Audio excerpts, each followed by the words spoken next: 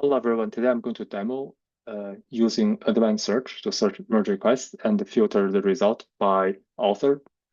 So right now I'm in one of the merge requests under GitLab project. So from here I can open the search bar and type a search term. It will render all the MRs that match this term and the GitHub project. On the left side bar, you can see there is a filter called author. From here, you can select the author that you want to filter the search results by. I can use one of my teammates' name. Maybe if I click name, then I click apply.